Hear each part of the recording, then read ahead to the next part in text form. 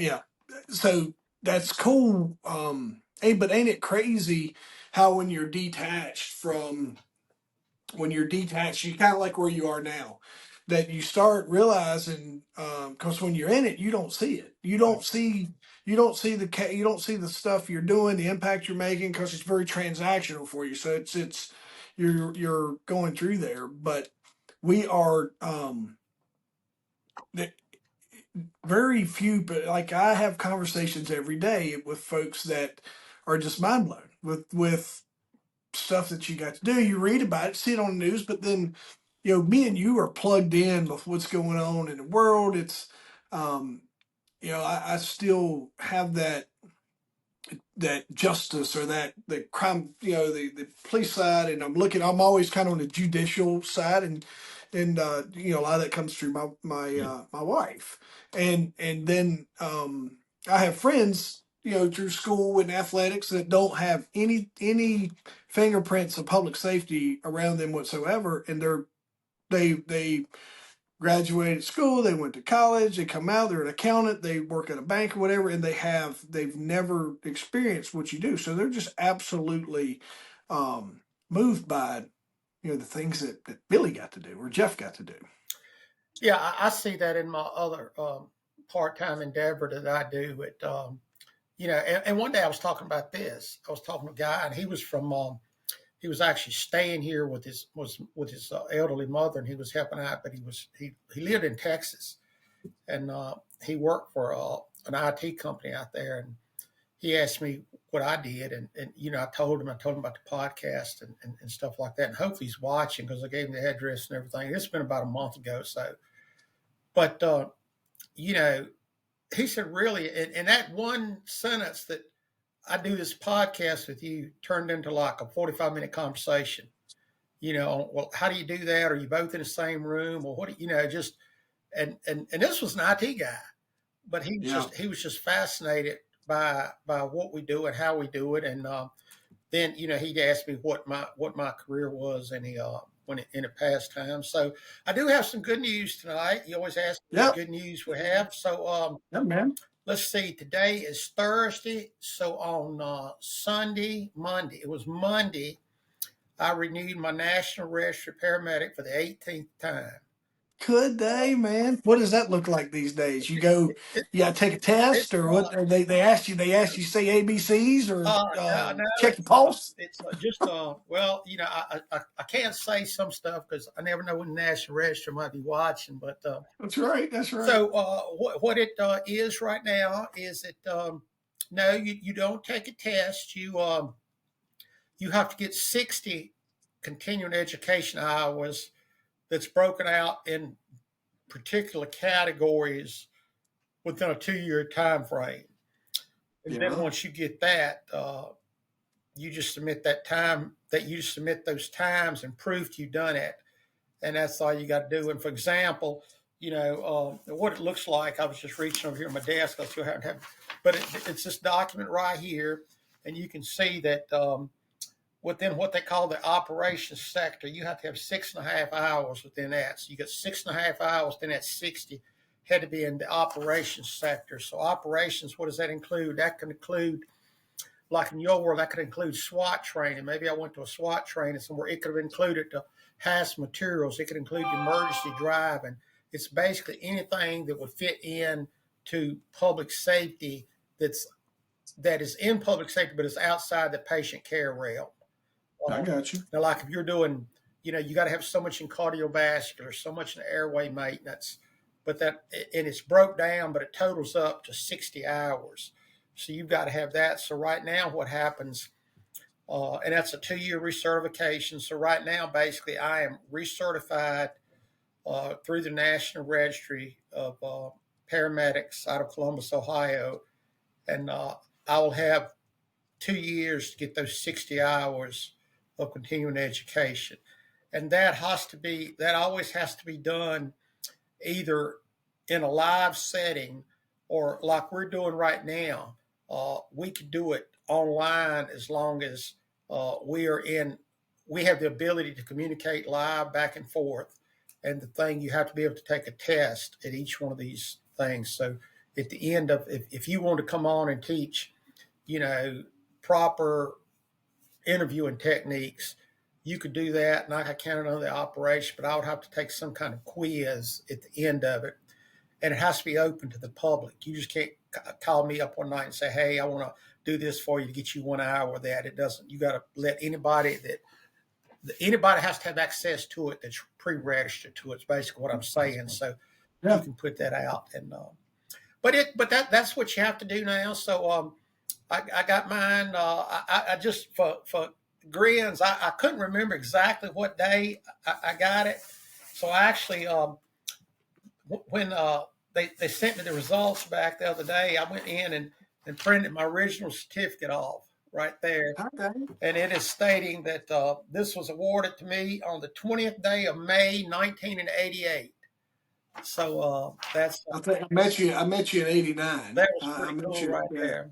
I remember. I'll tell you a cool little story about this. That it used to be. I don't know how it was, but it used to be that when you would take the test, it was almost like taking a bar exam, Jeff. You had to. There was people in there. There was security in there. They monitored you. You couldn't take nothing into the room. They give you everything you needed, and when it was done, you had to seal everything up and turn it in with your test booklet, because this is before computers and everything. Well, the running joke was that you would know whether you passed when you got the envelope, because if you got a small envelope, it was a fail, and if you got a big envelope, this size envelope, you knew you passed. Because the certificate would be in it. So that used to be always the first question was, did you get a small envelope or a large envelope? Small envelope. I mean, you do better next time. And I got the small envelope the first time. So when I tested cardiac, I want to say it was cardiac. It was one of the later ones. There had changed something. It was something similar, but we didn't have the internet quite yet. But I think maybe there was a number we called, or there was something, and we tricked it, because you just called to say like, hey, when's my certification out, and it may have been an automated system, and you put in your certification number, and it would say your expiration is this. And we gamed the system after we took it, after we waited like 3 days, and we started calling the number. And then finally it updated with our, like, your certification is expired. And it gave me 2 years more than what I had. And I was like, all right, I know I passed. You knew you had it. Yeah. Well, now it's almost in real time now. Literally, I put my hours in and done everything at about 2:00 on Monday afternoon. And I had my credentials like 4:30 that evening. So so tell us about that. I mean, that's a really cool story. But there's also, for folks that are listening and are going to hear this after the fact, you're talking about in 1988 in rural Virginia, where you're at. You're one of how many paramedics? At that time, I was one of 8 around, and I got mine pretty unique, Jeff. So I went to college to be a school teacher, and I always dreamed of being a paramedic since I was in 9th grade, and I never thought I'd really get the opportunity there. But it came around that there was only 6 paramedics in Southwest Virginia at that time. That was including the entire Southwest Virginia. There was only 6. And the legislature of Virginia had some I guess looking back, had been some kind of grant funding, a program. But at that time, Ronald Memorial Hospital, which is now Carolian Clinic, had a school of nursing. And somehow, and I've never understood this, but somehow they got a pocket of that money to teach individuals in Southwest Virginia to become paramedics. And it was a competitive process. You had to go through, you had to take a written test, you had to take a practical test, and you had to go before an interview with a couple doctors. And each county was allocated so many positions within this program. And Franklin County was allocated 3 positions. Now, I'm not sure how they decided on 3 positions, But I was fortunate enough to get one of those three positions in the class. Eddie Chitwood had just recently retired from Roanoke County Fire Department, and Keith Blankenship had retired a couple years ago from Roanoke City Fire Department, and myself, we were the three folks chosen from Franklin County. So I was fortunate enough to go to paramedic school and become a paramedic, and it didn't cost me anything. The books were furnished, Wow. the course fee was paid, the all the curriculum, everything. Only thing we had to do was drive to get to the class, and we always carpooled and went to the class. And it was about a 2-year program. Yeah, 2 years. Uh, That's how I remember that. I remember. I think it's probably because you got your certification. So you started that in like in '86. 86. And it started out, it was 2 nights a week. And by the time we ended, it was 5 days a week and 5 nights a week, I should say. It was always 6 to 10, and then a half a day on Saturday. So for, really, You're listen. You're working in the car. You're working in the car world. I'm You're working. not. This is you're doing this just for perspective. Now when you come out of high school, you can move into EMS. Really, the path to get there is super easy. You can go to school to do this. You can find your career in this in public safety or paramedic, and really there's a path that's been laid out. But back in your day, you working 40 45 hours a week at the car dealership and I then doing worked this. 45 hours a week. Actually, it's a little more than that. It was 45. I worked 49 hours a week. It was 5 9-hour days, which I guess is 45, and then 4 more hours on Saturday. Um, I got off at 5:30. I worked 8 to 5:30 at this car dealership, and we'd get off from there, go home, change clothes, uh, grab a sandwich or something, and eat it on the way to Roanoke. And we would carpool. And most time Eddie or Keith would swing by my house because I was the last house on the run. And that went on for almost 2 years. And then when you had to do your clinicals, they always had to be, well, I shouldn't say always, but a lot of them had to be done during the Monday through Friday. And the way I got those in, I took my vacation, and I would schedule vacation, and I would do those for my clinicals to get. So I came the hard way to get in my medic, and I guess that's why I don't never want to let it go out. Yeah. I talked to, like Eddie, he's let his lapse, and I hope I never let mine lapse. So it was a lot of hard work, and you was the same way when you was coming through your EMT and your cardiac Yeah. and your firefighter one. We either went to school or worked or something in the daytime and hustled at night. And I look Yep. back and think, man, I couldn't do that today. I mean, it's just I go, well, I was 15 when I remember I was able to ride attendant for a minute. Like it wasn't long, maybe a month, by myself before they changed the rule. You had to be 18 to be AIC. And then most of your folks coming in then, it was, you could get through with advanced first aid, but we really encouraged everyone to get their EMT because, it was just part of that process of as a young, like myself was coming through. I had got mine. Pat, no, I think Pat got his after me. Um, there was a bunch of us that came through around that time, but it kind of lost its luster to go get your EMT until you're 17 years old because there's absolutely no benefits other than just having the knowledge. At that point in time, there was no benefit to go and get it after you couldn't ride attendant. yeah, I yeah, I remember those days. And in all honesty, I got my ALS, I got my cardiac that you was talking about, and then I re-upped my cardiac, and I decided I wasn't going to go to paramedic. I was just going to stay where I was at. I was pretty comfortable with it. And Bobby Amos, I know you know Bobby.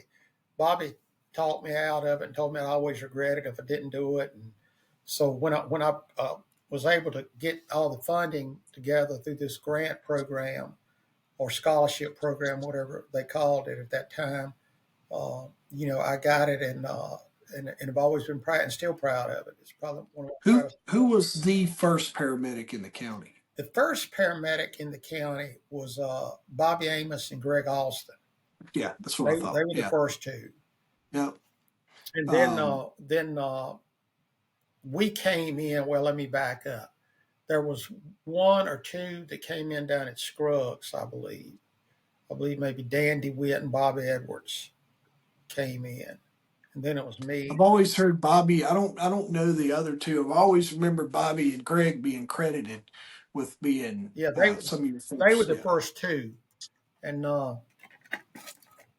actually when I got my paramedic, uh, Greg was also working at Chevrolet dealership. So I don't even know if you knew that, but Greg worked at Chevrolet dealership for a while, and we Yeah, I used think to I did. study all the way through there on different things. Yeah, He was deputy. He was deputy when I. By the time I, he was deputy in the jail. By the time I rolled around, with I knew him. He moved on from. He wasn't, on the. He wasn't on our roster. He may have come around every now and yeah, then, but he was. He had. He was doing more deputying back then. yeah. Well, he came in.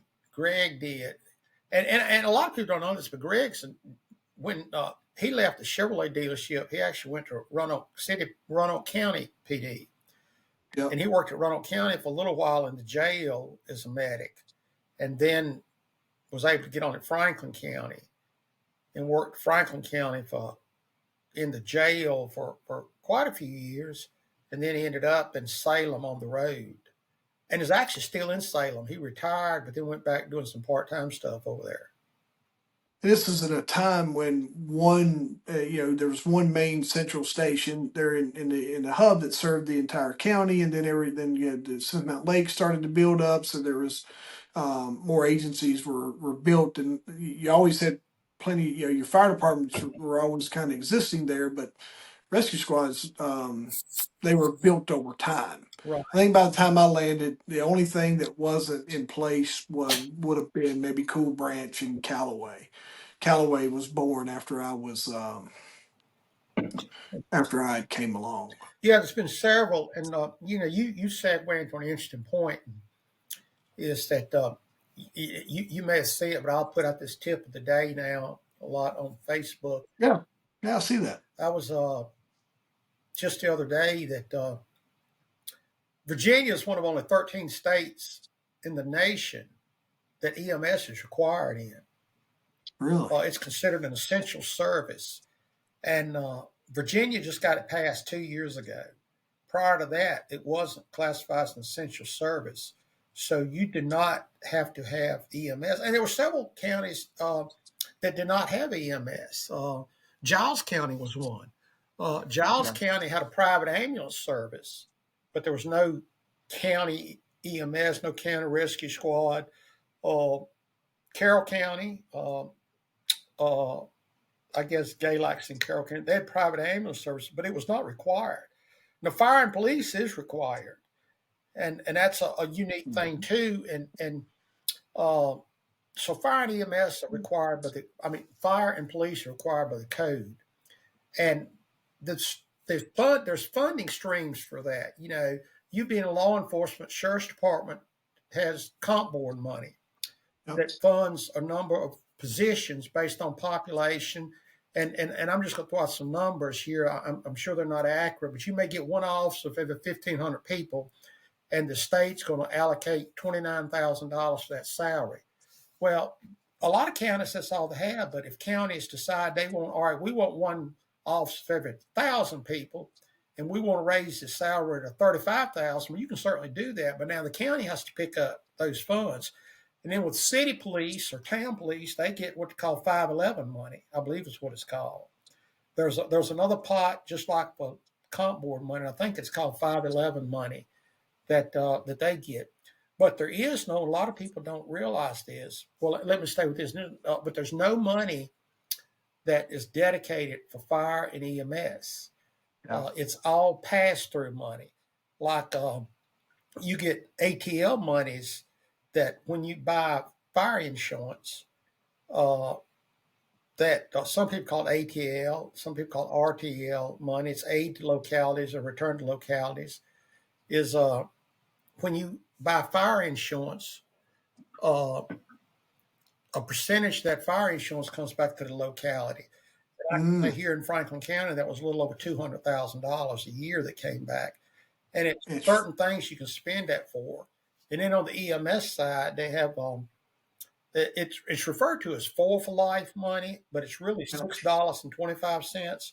When you go to DMV and you purchase your tags, you pay a $6.25 um, component tax, I guess you call it, on that license plate. Well, right off the top, a percentage of that goes to the state police to run their aviation unit. There's a big controversy in that now because you're supposed to be doing medical stuff, and the state police now only has two medical helicopters in service in the state. They got one in Chesterfield and one in Bristol. And at one time they had one in Lynchburg, and it's been decommissioned. They do very little medical transport anymore. They're still getting, they get a percentage off the top. And then about 26% comes back to the locality that can be used for EMS. And again, it's pigeonholed in certain things. Here in Franklin County, when I was the director, that was all used for EMS training. I don't know what it's used for now, but it was used for EMS training then. Um, And that was for, about for 60,000. for context, for everybody knows, and I remember this. For Life was the campaign that everybody that we pushed to get the legislature to adopt that, and now inflation is $6.25. Yeah. And when I actually, if you remember, it started out as two for life. It Yeah. was $2. But now I was on a committee last year that worked on it was House Bill, I believe it was 2175, I believe, to request money from the legislature to do a study on creating some type of funding stream for fire and EMS. And the General Assembly provided $125,000, and they done a JLARC study on there. They paid Virginia Commonwealth University to do a JLARC study, and I can send you that study. It just came. It was just released here just a couple of weeks ago. It's pretty interesting. It looks at the whole state and the the discrepancies and I don't want to say the unfairness, but it's kind of the rich get rich and the poor get poor. Your Yeah. Tidewater and your Northern Virginia, very wealthy communities, very affluent, don't have any problem, but your rural areas, it's just getting worse and worse and worse, and the localities are not supporting uh, fire EMS like they traditionally had.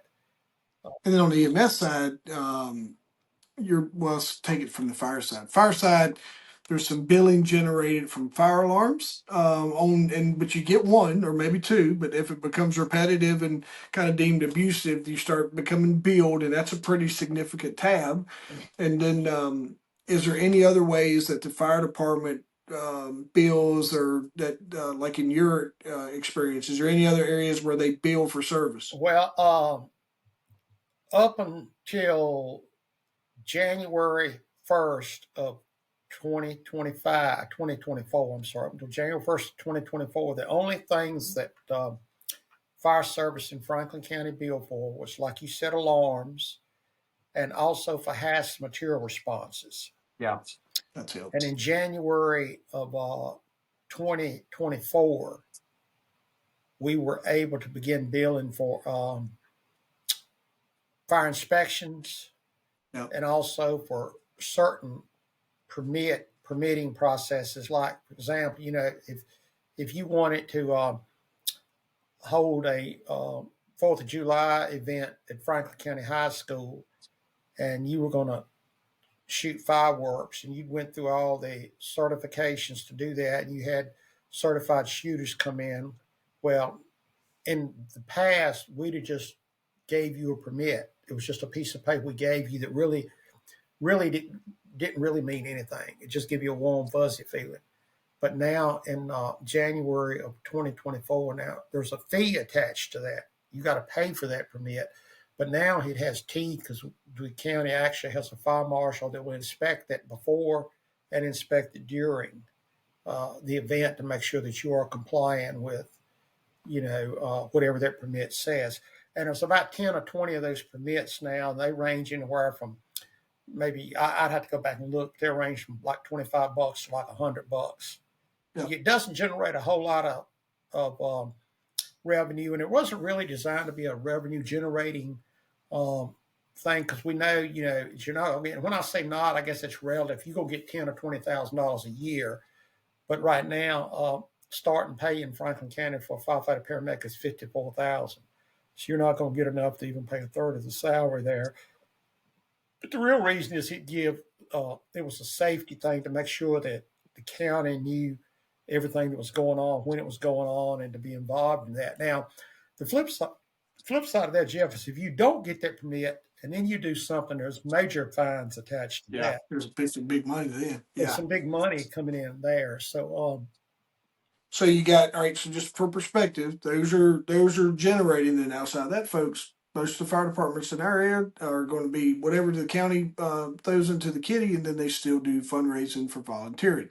The county puts in, I'm almost ashamed to tell you, the county puts in $26,000 a year to each department. And, if you look at NFPA, a set of tires, you're supposed to change the tires on the fire trucks. I don't recall if it's every 3 years, every 5 years. I think it's every 5 years. No matter how much they're worn, you're supposed to change them every 5 years. Well, you're looking at about $8,000 to $10,000 to put that one set of tires on. One SCBA with one spare bottle is $11,000. One set of turnout gear is $5,500. So you see that $26,000 doesn't go very far. And our volunteers do a fantastic job, but they do not get the support they should be getting from our elected leaders. I'll tell you that. Yeah.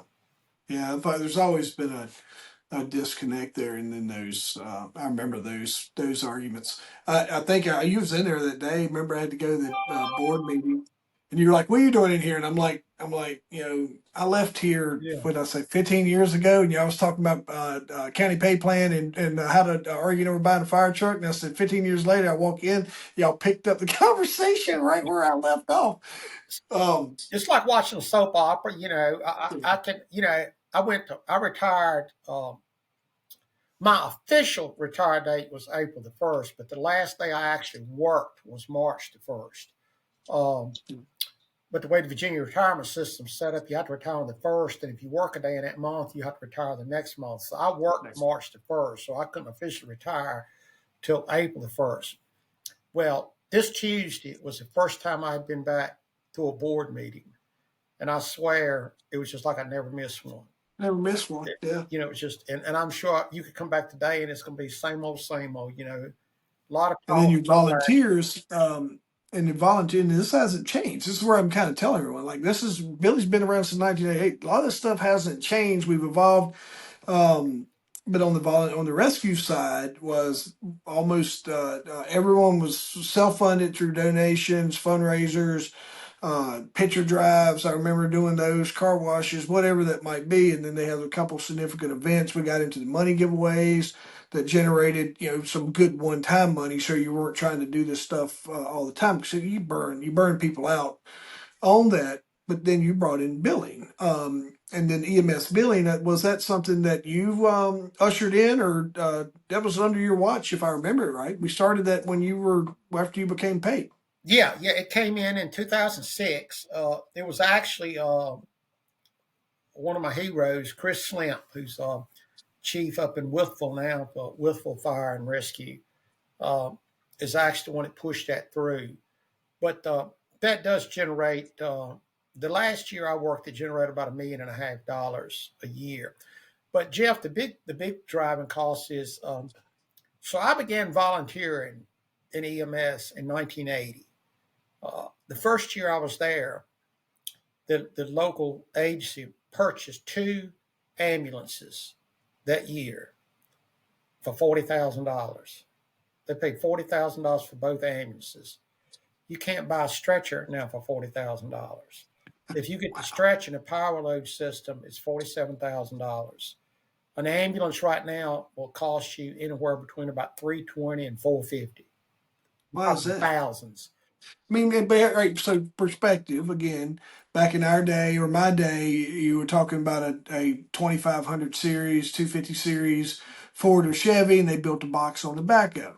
And then they started making actual ambulances with the adequate headspace and made dual drive and all this stuff. But it's actually that kind of more of an ambulance style chassis. But what drove that cost up so much? Well, and this is a great segue. It's almost like we got ESP going here.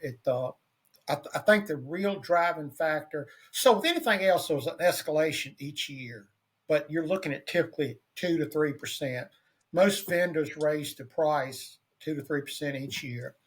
Uh, so up until 2019, we were paying about, I don't know, probably about 160, $170,000 for an ambulance, and we were paying about 400 for a fire truck, about 400,000 for a fire engine. You get a ladder for about 600,000 to 700,000. Well, then that thing called COVID hit, Yeah. and when COVID hit, it went through the roof, literally, and you went from a 2 to 3% escalation once a year. I don't know why, but February is when those escalations would always come out. Yeah. So you went from about a 2 to 3% escalation to somewhere between up to around 17, 18% every 6 months. I think it's when they go. You'll see this I've been around this a couple of times in production, industrial side, and then on the supplement side. That a lot of times there's a period of time when you'll commit to your allotment, whether it's steel, aluminum, all your stuff. You'll bulk buy or you'll commit to your suppliers. You'll be like, hey, I want, I need 5 million in X or whatever, and that's when you do your pricing. That's going to be you lock in your pricing for your supplies for that year, and that's or for that period, 6 to 8 months or whatever. And I think that's why you see those escalations come out in February because that's when they've bought, and then they know where their increases have come from. So I think I've seen that in the supplement world, like when your supplement companies bulk buy whey protein, you just don't call them up and be like, "Hey, I need 10 tubs." If you're a manufacturer, when you're buying your whey, you don't be like, "Well, I just need this much, or whatever." You commit to buying X number pounds of whey, and that's yours.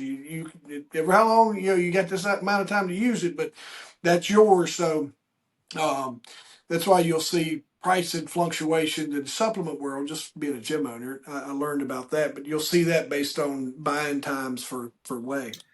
Yeah, and the prices are continuing to rise like that, and they'll never come back. You No. look at, you know, we bought a lot of trucks from Pierce, which is Cadillac of the fire service.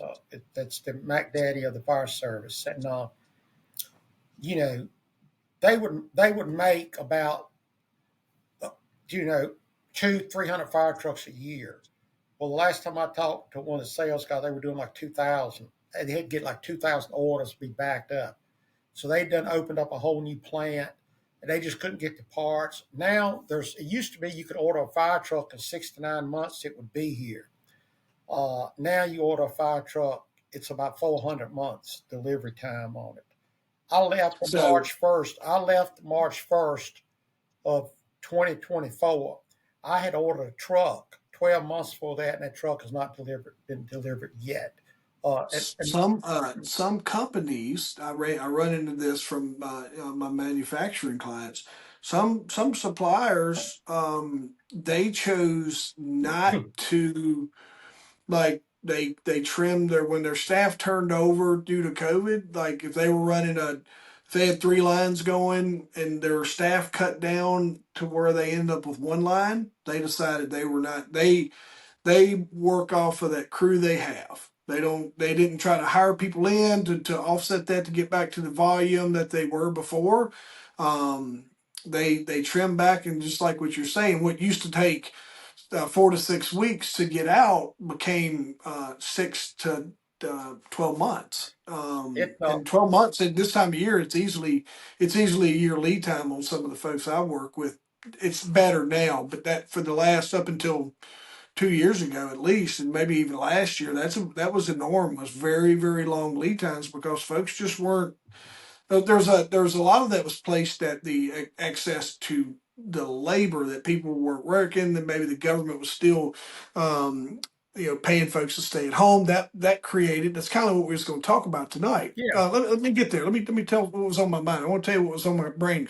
I'm surprising you with this. Walked right into it, but I kept some posts and I screenshotted a couple things back when, and I scrolled through my phone, and I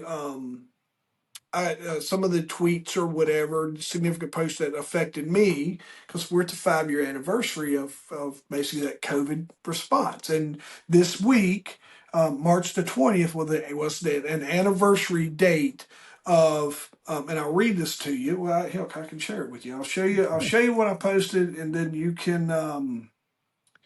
You'll you'll have some perspective on what's been on my mind this week and just kind of what I was curious about from your perspective. And then I wanted to tell you because I didn't talk to you as much back then when as I do now. So you probably didn't know, like, oh, what was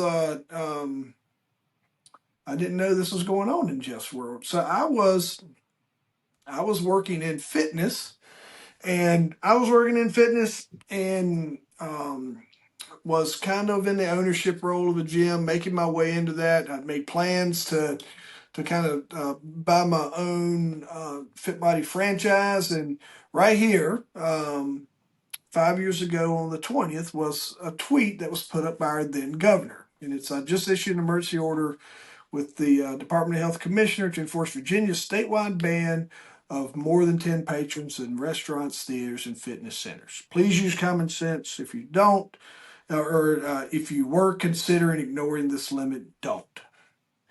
And I remember I had went back and I had screenshotted that. So I was scrolling the other day, and that's how I teach people how to organize their social media content by month, like March, right?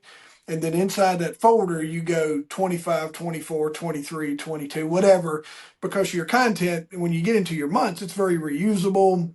Some of your messaging, whether it's spring, your pictures look, it matches the outside foliage and all those things. So I kind of teach that. So I follow what I teach with that. So I was going through and just looking at March's stuff, and I found this tweet that I had screenshotted. And I was like, heck, man, that's a really good conversation for me and Billy, because I wanted to tell you I run a group exercise gym.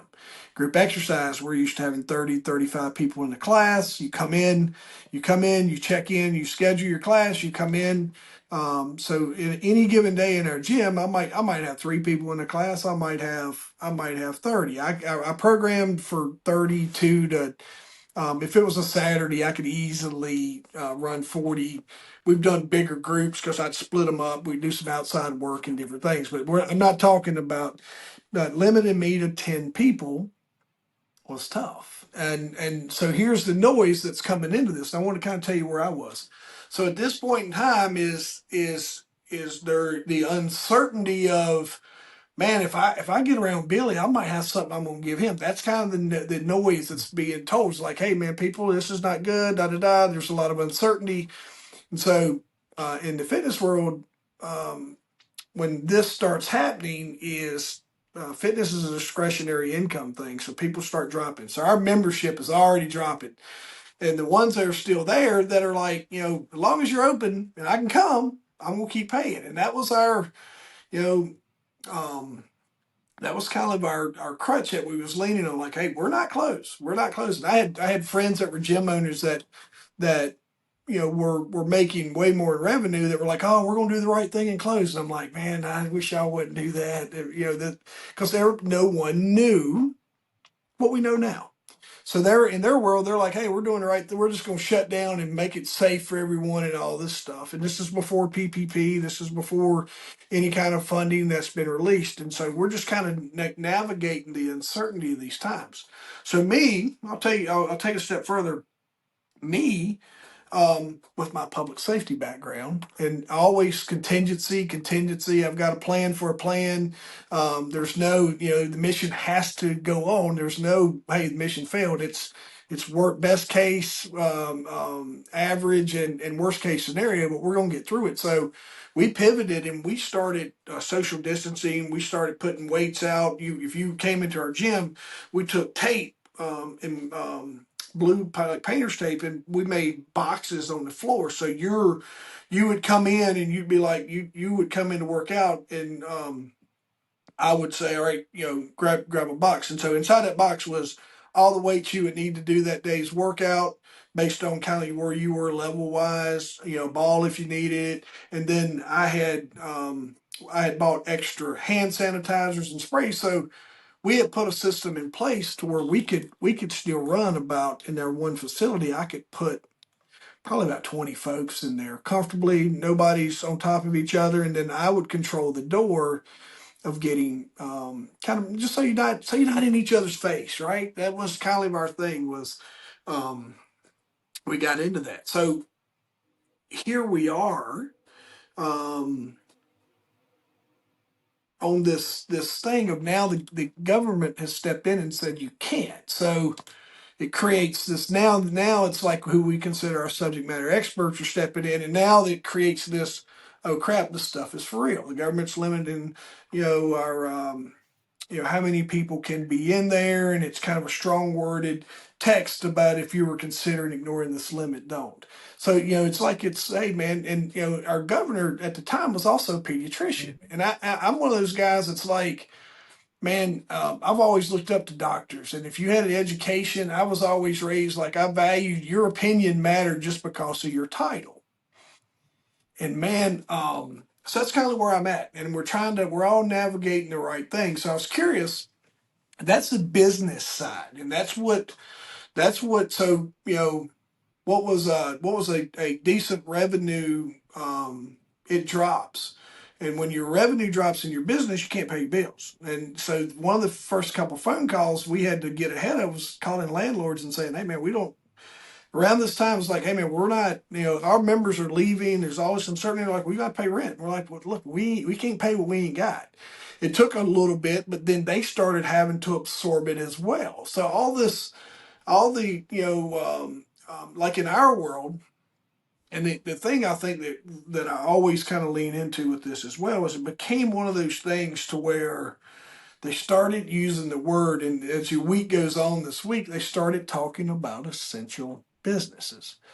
And they said, and I still get frustrated, Billy, when I start, just in what I'm explaining. And I'm not mad about this or whatever, but I wanted to know, I wanted to meet the person who got to pick what was essential. Mm-hmm. Right? I'm like, I've never got to meet the minds or whoever the group was that sat down and said, well, this is essential business. The liquor store is an essential business, Mm-hmm. right? Where the Lowe's, Home Depot, all of these businesses are essential, but this handful of businesses right here, no, they're not.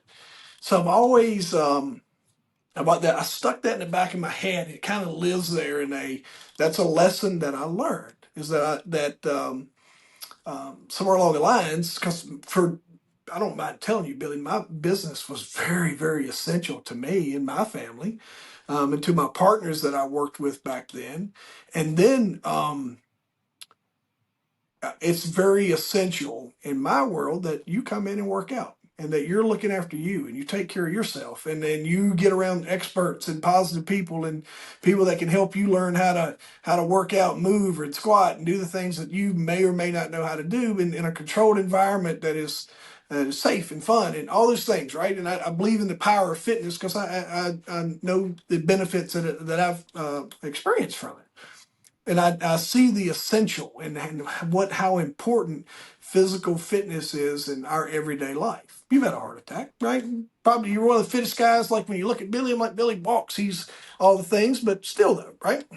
Um, so that's kind of the business side. I wanted to tell you that of the business side and what I wanted to know from the public safety and the leadership side. Kind of gave you some insight from what I did. hey, I had to pivot my business.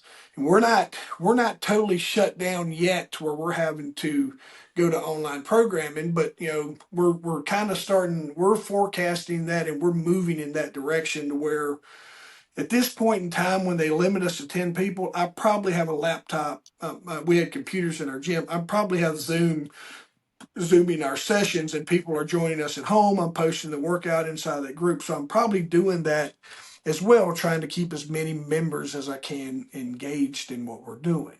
So from a business pivot, from a leadership planning, all the stuff that we started rolling out, um, draws in certain times. That's kind of what the business side looked like around this fifth anniversary of COVID. But where are you at? You're the director of public safety at this time? Yeah, I became a director June 1st of 2017, Yeah. So and you're right in the middle of it, yeah, I right? was right in the middle of it. So when you look at March the 20th, 2020ish or 2021ish, I think it was 2020 is when that came out, but 5 years ago, what is that looking like for you, and how is this starting to affect you and your teams, and how you're responding, and what's kind of the approach you're having to deal with? So I remember the first conversation that I can tell you where I was at. I was in Famous Anthony's on Williamson Road.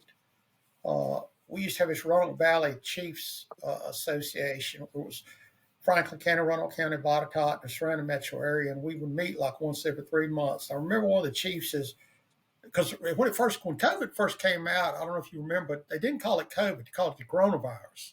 Yeah. And I remember one of the chiefs saying, "You guys, what are y'all doing about this coronavirus thing? Y'all doing anything any different?" It was like we just kind of blew it off, like, "No, man, that's something that that's you hear about on TV, but we ain't worried about it. It'll blow over here before long." So now speed up till that day, March 20th. So it did affect us. It affected us a little in a different way, Jeff. It affected us from a business because fire and EMS, even though it's municipal government services, is a business.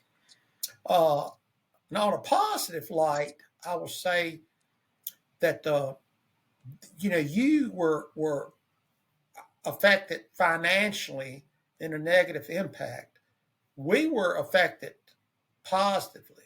We were spending Yeah. money like drunk sailors. It became it. We not repairing nothing. We replacing.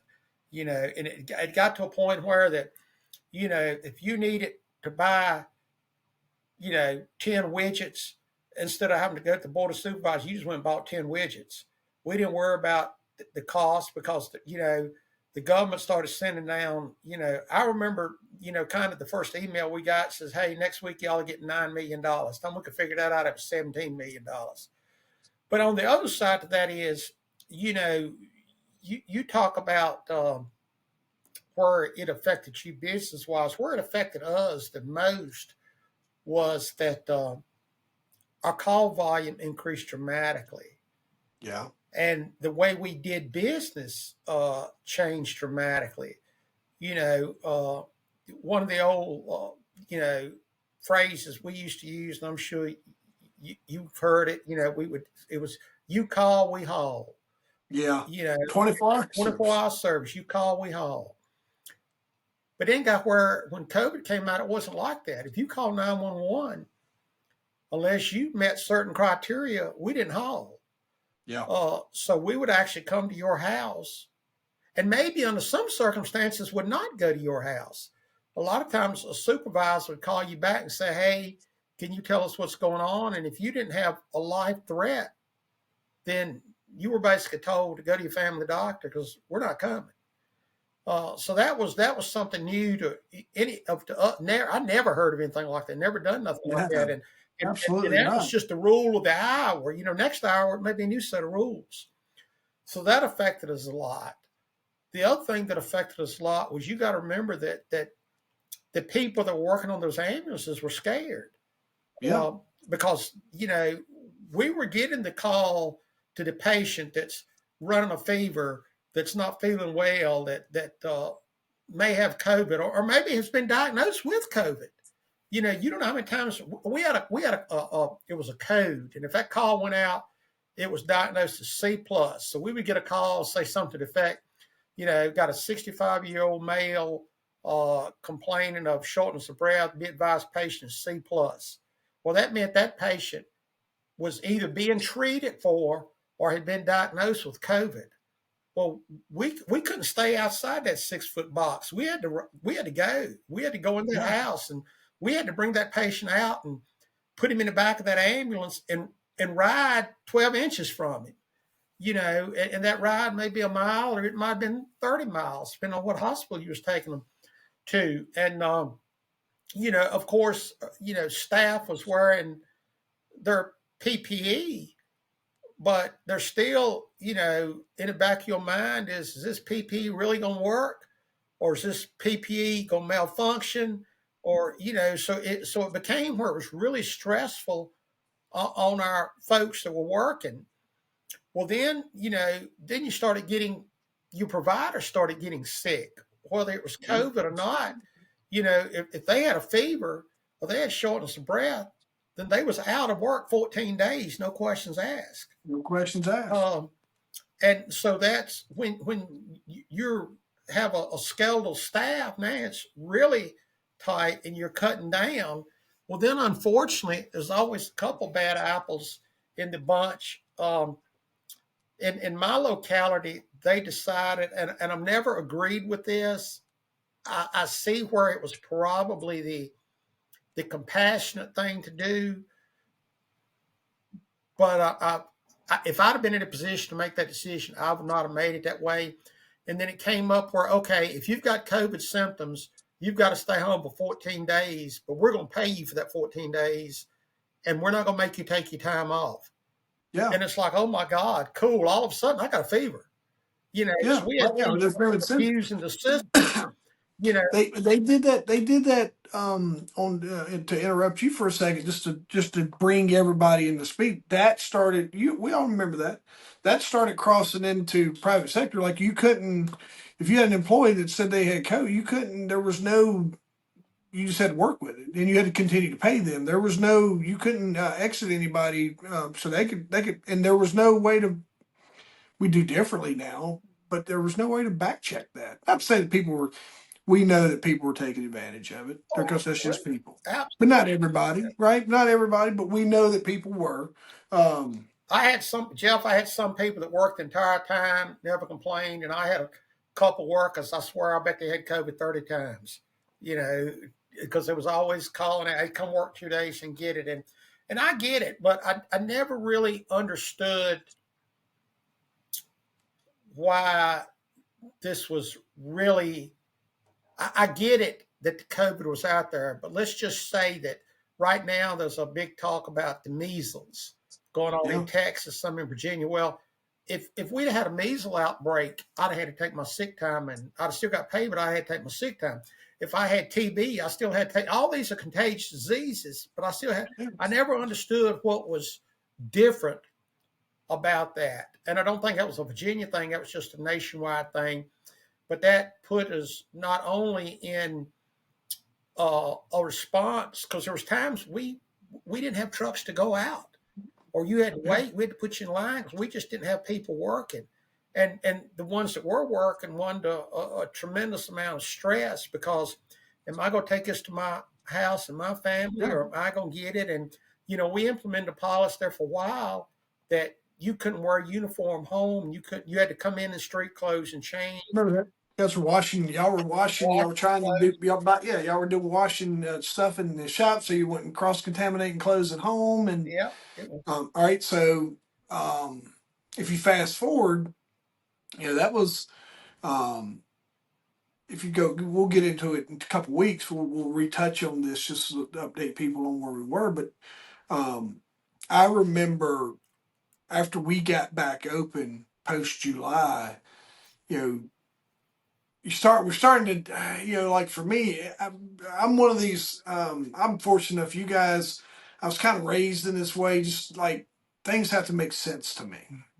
And as time went on, I was like, this ain't making no sense. So why no? And then when you're reading and you're getting content and you're seeing, I'm like, this is, but now I guess the other part that's been on my mind with this too is now you see when you look at some of the as the administration has changed and some of the stuff like they dripped the JFK files and they've been more transparent with a lot of the government stuff, but you're starting to see a lot of money that was influenced us, our media and our opinions, and they were there was funded campaigns and deplatforming for other experts. It was like, no, this is wrong.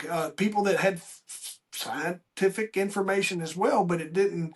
You heard the term fit the narrative, and I see that more and more in the last few weeks of like with the USA money and just different stuff that they're going through, and you start to see where how much influence that was put into that COVID campaign on just how much money was put in there to influence the outcome of that, I guess is probably a way to say it. I just know, like everybody's like, well, Jeff, why didn't you get your PPP loan to sit down there? We were in a situation where I was a new business and I didn't qualify. Right. Right. I was turning key. The next time you and I will visit this, the next significant date is April 17th, I think. And that's when they did a shutdown for fitness centers. Yeah, because all that was And kind of a scale in type yeah, thing. I yeah, remember all that happening, and it kind of scaled back out. But it changed the world. Uh, and I know we're kind of leaning toward the negative, but there were some positives that came out of it too. Like I really don't think that if it hadn't been, we wouldn't be doing what we're doing right now. yeah, I yeah, remember the yeah. first time I heard of Technology. Zoom. I remember the first Zoom call I'm on. I just thought that was super cool. It's 100 people on here around the world, and we're talking. So I think it opened up a lot of stuff like that. So I'm not saying it was all negative. Um, but I think the other thing that bothered me a lot about the COVID stuff, Jeff, was that I think those numbers are a lot were I believe it was Mark Twain that said one time there's three kind of lies you can tell. There's lies, there's damn lies, and there's statistics. Yeah. Um, and I Yeah, think you can get hit by a car. You were hit by a car. You tested positive for COVID. It was a COVID death. absolutely. You cut your arm off. Yeah, I used to deal with that in crime statistics. Right, is they were trying to get the numbers to move one side or the other, and then you had the incentive. I remember a time when the hospitals were empty. Nobody wanted to go near a hospital. Um, Nobody wanted to go near a hospital because of they didn't want to be around sick people. So like their ERs were empty there for it was a short spell, but people just weren't going in. Well, absolutely. And then you would hear the hospitals say, well, we're full. And the problem was that it's just like now, you'll hear that the hospitals a lot of times say they're full, and they're not full because every bed is full. They're full because they don't have staff. Don't have And staff. that was the Yeah, same thing. We were saying, we don't have a truck available. Yeah, it was because we ain't got staff to take the trucks out. But you're right. We would run a fatality in a car accident, and 2 days later you read the obituary and it say, Mr. Smith died from COVID, and you go, well, no, wait a minute, I picked up Mr. Smith out in the car wreck. yeah, Now yeah, maybe yeah. Mr. Smith had COVID, but that wasn't what killed him. What killed him was he ran under this tractor trailer. Uh, Yeah, so here's the lean into what we started with. Jeff and Billy understand that. We know that. We know that every potential cause of death that could contribute to a death ends up on a death certificate. 9 times out of ten, just working homicides and some of the things I got to do was you know the dude may have had an enlarged heart because of the autopsy, but he had a knife in his head, right? It's because so, but potential cause like these are the findings of the ME, the ultimate cause of death.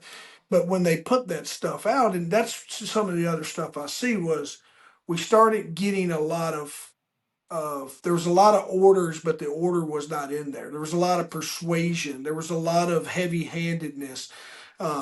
Especially we'll get into that if we ever come back to this in the vaccine times. Of course, it became one of those things like you're required to do this, but you're not required. But everybody heard it the first time, but they would kind of say, well, no, we didn't tell you to do this.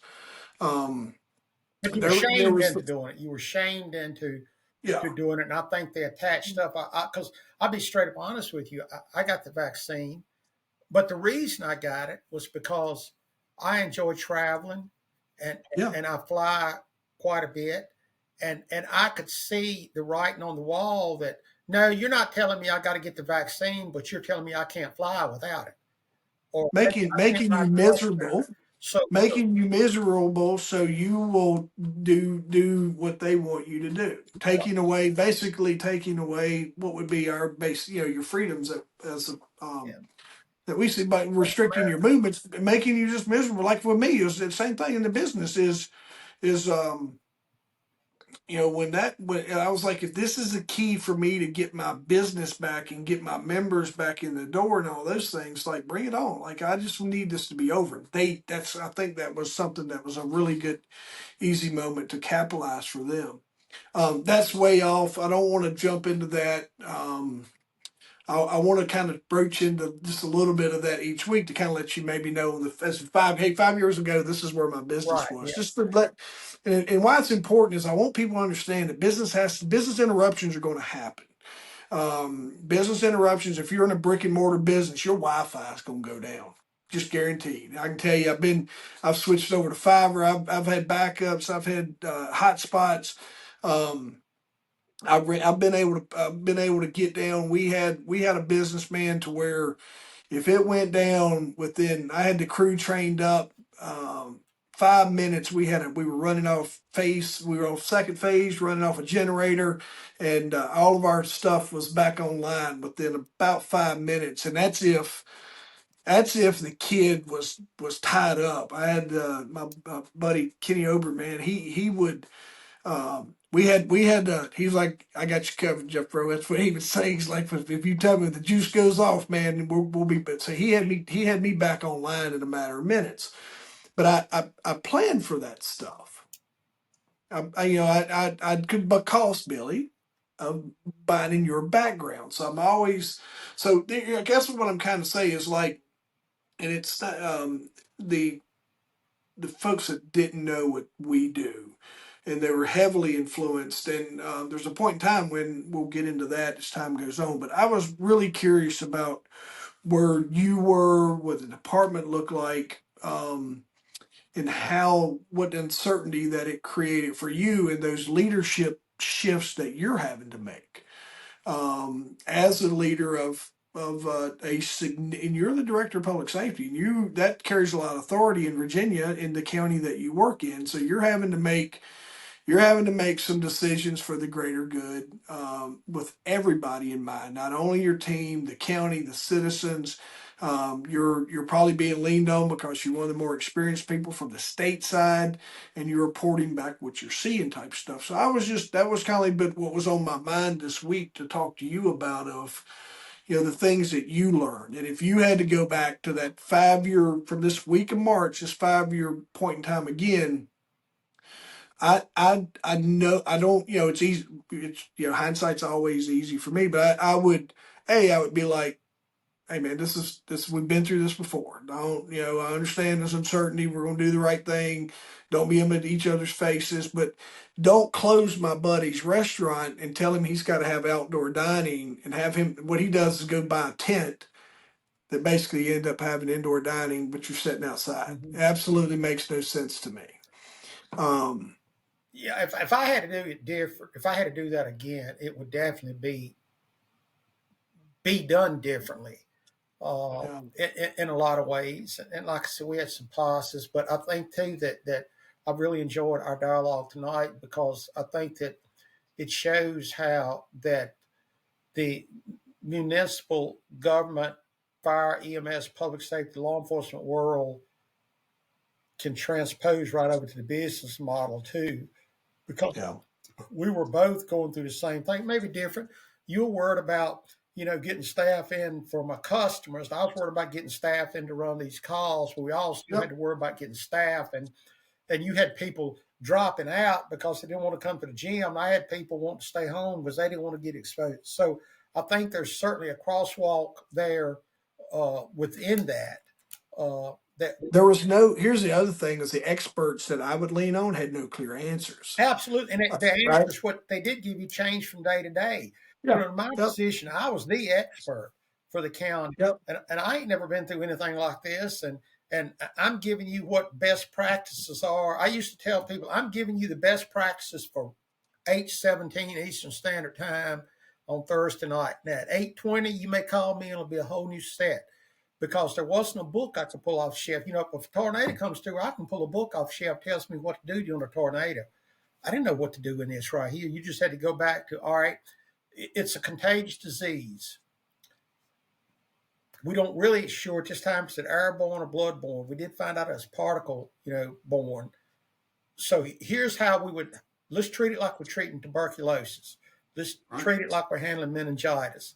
Let's treat it like we had HIV. It's passed basically the same way. So let's do that right there. And we got through it. But I think in a nutshell, Jeff, and you roll it all up, that was the most aggravating thing to me was the rule change from minute to minute. Yeah. Same. And Same in business. after about 2 hours, people say, well, Jeff Robertson, he don't know what he's talking about because yesterday he told me this. Well, Tell me this. you're really right. I mean, I really don't know what I'm talking about because the rules are changing on me too. The guidelines moved really fast off the cuff there, and then the thing we would run into is to where you know you're trying to find clarity in the rules. And like this post here was this went this these folks here, they were like it was like I'd have a staff member be like, Jeff, I got a fever. And I had an all part time team. Jeff, I've been running a fever. All right. And then there was a point in time, like I was supposed to call in the health department and be like, hey, Billy called in. He's get right. There was this time like the reporting side and when do I need to call? Like we overwhelmed just even our local resources trying to find answers. You have a website. The website ain't gonna talk back and give you any clarity. And then um, one of the concerns always for me, because I live with an attorney and I worked in the judicial side, is well, how much liability do I hold making these decisions? Because here's what happened on the business side, insurance. Um, one of the things we were hoping we would be able to lean in on was business interruption insurance, and they classified it as an act of God. And when it was classified as an act of God, everybody, as much as they preach they don't believe in God, I guess they were able to classify it as an act of God. But so your insurance was null and void at that point in time. So then, as if you, Billy, being like, hey man, I know you're sitting home not sick. I saw you out, you was out riding around. I saw you, whatever. You can't at the point in time, where does that liability move around at, and how much do I carry? And me, sometimes I'd be like, hey, y'all stay home, I'll take care of it. I'm gonna pay. Hey, y'all do the Zoom classes, I'll be here, because I was, you get into that point of from my side, is exposing my staff to a potential sick member coming in. That kind of uncertainty is what I was dealing with around this week of just trying to figure out how we can. My team, we was very transparent with our team, but my team was they were like, Jeff, we're good, don't worry about us, we're good. But I'm like, yeah, I know how that works. You end up ill, your family's going to be like, Jeff, why'd you let this happen? So just trying to make decisions like that too, Billy, and then you're fighting with the people that are that would never, like for me, would never come to my gym to begin with, but are calling the health department or calling the police or calling whoever, like, oh, he's got more people in there than he should. And we didn't, we followed, we were, I've always, since I've been 15, I've lived in a glass house. And I understand public perception is everything. And if there's anybody in the world that's going to do the right thing, knowing the rest of the world's watching them, it's me. So if we had something happen, we were caught in the middle of me putting out hey ma'am, you can't come in, we're all at capacity. Hey, someone stopped by to get information who's oblivious to what's going on in the world. We would have little moments like that happen, but we were we were fitness professionals, and we had to set that example that health mattered during that time as well. So it's a pain in the neck, dude. Um, one of the lessons I learned when I go back to this thing area is I think we all would. I'm going to ride this out a little bit longer, and I didn't realize. I guess this was the part that frustrates me too. I didn't realize how quick our news was flipped into this script. It seems like of influence, and you had you had videos coming out of Asia and China and places like that of like it was death and destruction, people falling down and they're on the streets in Tyvek, and turns out some of that stuff was staged. Absolutely. It was staged. Paid performers. Paid performers. We'll get into that. It's something that's been on my list, and we're kind of working into it. I pushed it further off tonight about just because I've created this new timeline, but um, how many during this time of I never knew that you could buy large crowds. And I learned a lot. I did a bunch of research on it. It intrigued me. Just to the if I wanted to have a big party, I could pay to fill out that arena, or in this case, I could you have your protests and all the stuff that was going on that was very influential back then. But turns out there was a lot of that was paid acting, Absolutely. and so that's something that I wanted to, because here old that kid from Franklin County, his mind didn't comprehend that, because I was always, if you had that certain title, and I was, like EMS, we looked up to the docs. You didn't question, they doctor's orders we followed. Um, so just point being, and then our news was always some kind of authority that there's no way they would be feeding us BS. Um, and looking back on that was, um, I think I would like to leave folks with this, is just always make sure that you're doing what's right for you. Right. Absolutely. And I don't think that I think there was a point in time, that's why I probably stopped, and I was doing what I was being told was right. And in the back of my head, I'm like, this ain't making sense, Jeff. This ain't making sense, Jeff. This ain't making sense. Well, You used to be a cop. This ain't adding up. This ain't the way the caper's going to go down, man. So a little bit of that. and you're right. We would do when we first got into it and ramp it up. We did conference calls every day at 3 o'clock, and then it went to like every other day at 3 o'clock. And I can remember going through those calls, and it was like you, and we would have 50 people, 50 stakeholders in there from private sector and also the government sector, and we would we would I would spend half a day developing a script to go over through that. And then when that call was over, you may call somebody and go, man, this is crazy. Why are we doing this? It's just like, you knew in the back of your mind that, do I know what is right? No, probably not, but I know this ain't right. Yeah. You know what I'm saying? I mean, I don't know the right way. And a lot of that too, I think, goes to social media, when especially me, maybe not you so much, but when I grew up, there was 3 channels on TV. Yep. So that's where I got my news. Well, now, within 5 minutes of me and you getting off of this call, I can get news from 100 different sources that will have 100 different opinions on stuff. And it goes to, I'm not sure what to believe. So maybe I've been fed that all my life. But when I was 15 years old and Walter Cronkite told me something, that's what I took to the bank. Yeah. And now, some of this stuff is going on TV now. You'll be sitting on the couch laughing, going, do you think I'm just gullible? Yeah, I don't. And then people that are. It used to be a rule that if you were being paid to say something or influence something, you had to acknowledge that. That had to be something that's in there. So now some of the stuff that you scroll is someone is an influencer who's being paid to say that. And when you get in, when you're AI, fortunately, has allowed us to get into being able to view and process um, it's like some of that campaign money that got paid out. They were paying influencers. Absolutely, They were hiring people with large followings to influence people's opinions, and you didn't know that. You could. I didn't know that Person X was being paid to influence this because I followed Person X. I value their opinion, but then I learned later. I'm like, that was just you're being paid to do that. Um, and I don't.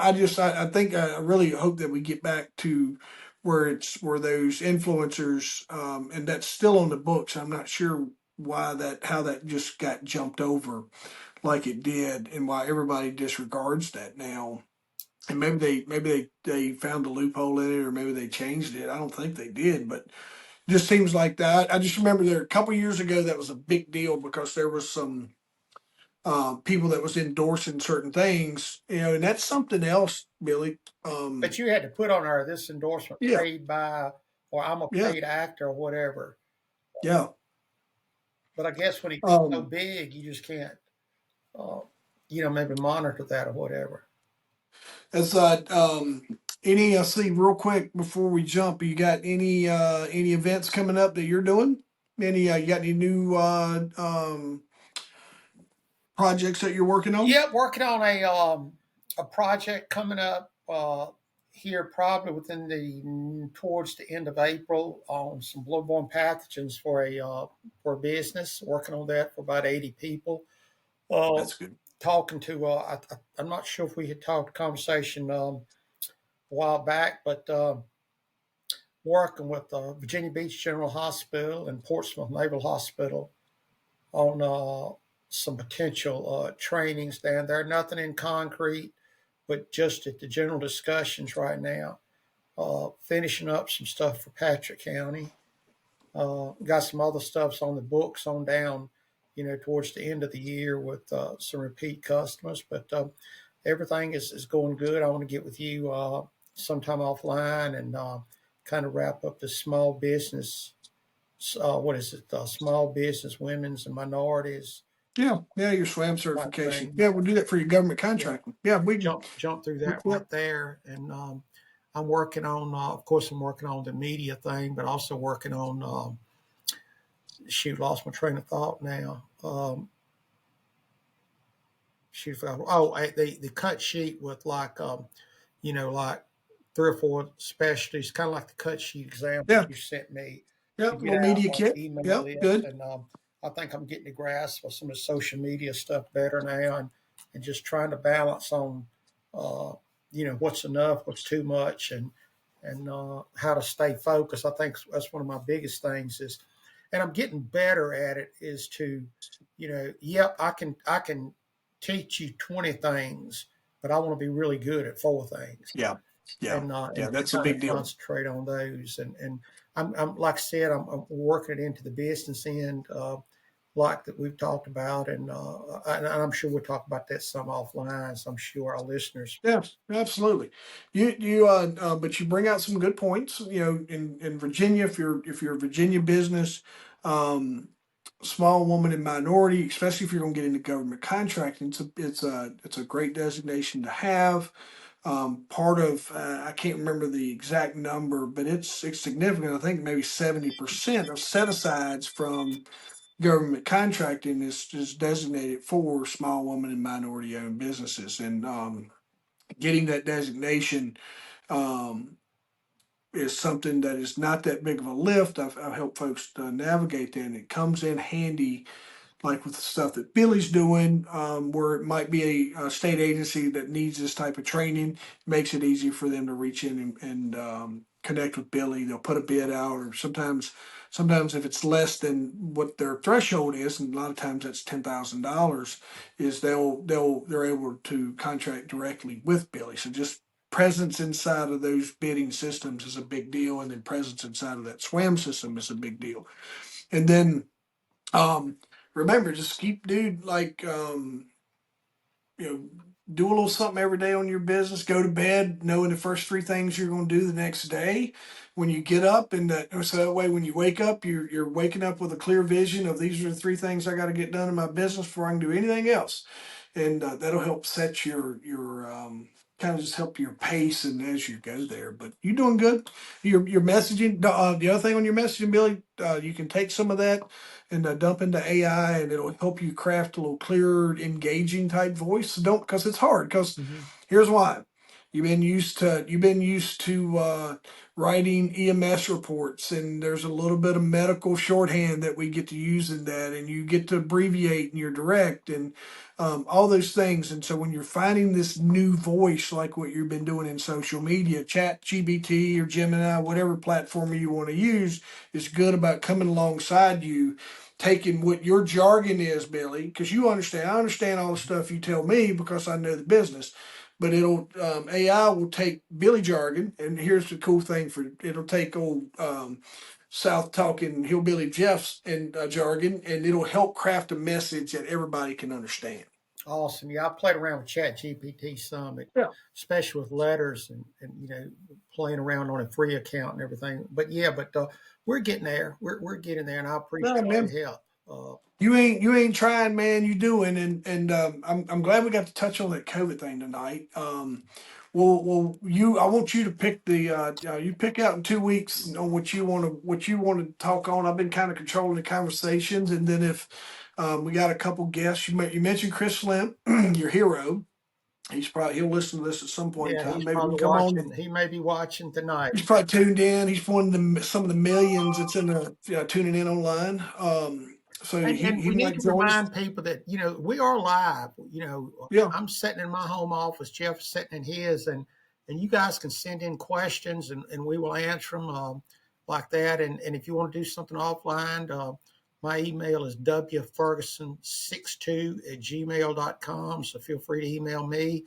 Jeff will give you his information, and if you need. Yeah, that's a great point. Like I've had some folks do that before, where they'll send me like I don't want to be online. I don't want you to acknowledge me, but hey, will y'all answer this? This has been something that affected me, and like us creating this conversation around just other our public safety friends. It's a great time for you to send us some stuff on this COVID, how that affected you in your department or whatever, and then other business owners. It's a great time for you to come in and do that, and then. If you need, Billy, we touch on it in some of our episodes. If you need Billy's services, make sure you connect with him, and then you can go to Jeffrey Robertson and get up with me. And dude, I really appreciate it. That's a really great conversation. It helped me kind of clear my noise that was in my head. I was excited about talking to you about it, just kind of letting you know, because I was like, Billy doesn't know what I was doing back then, because we weren't.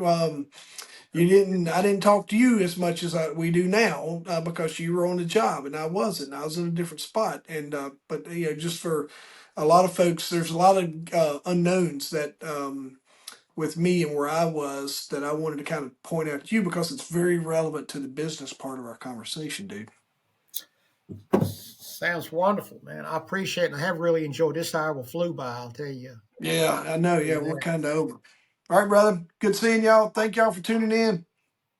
Thanks, man. All right, man. We out.